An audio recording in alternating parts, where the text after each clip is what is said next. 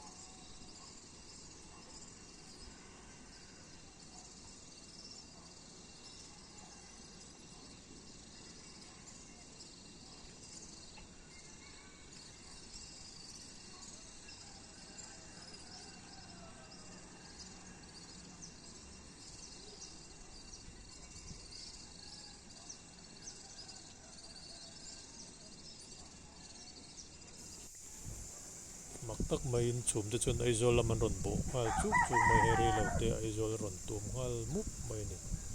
mak veriau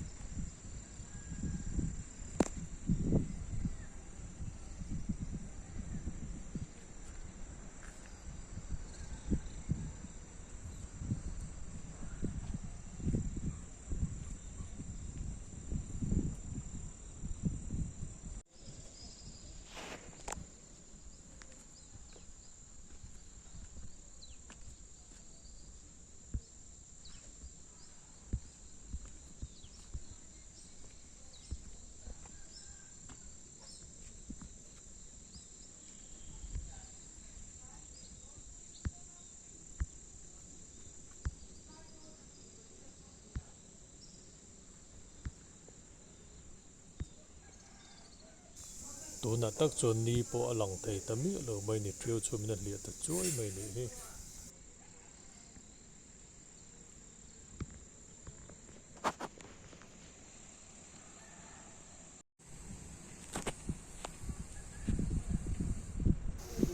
chuma ron jing pui rang ang bok hian in a kiang le rang hle mai hei hei lo te ni po ron lang le ngal ani hi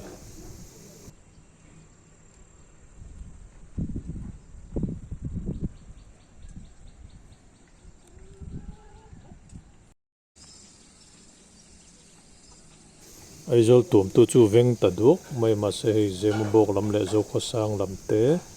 ero chu ala jing chui to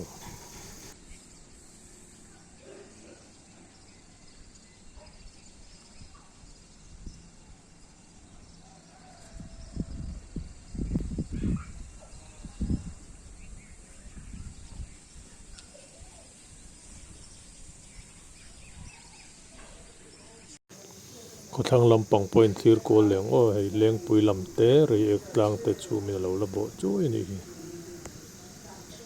ama khop mai ma se moi khop ani hei hetiang hi mu zen zen turom lo ani van lamero chu pol rang rui to mai ni a thu te van rang an lo ti thin po hi lo di ku me rang rui mai ni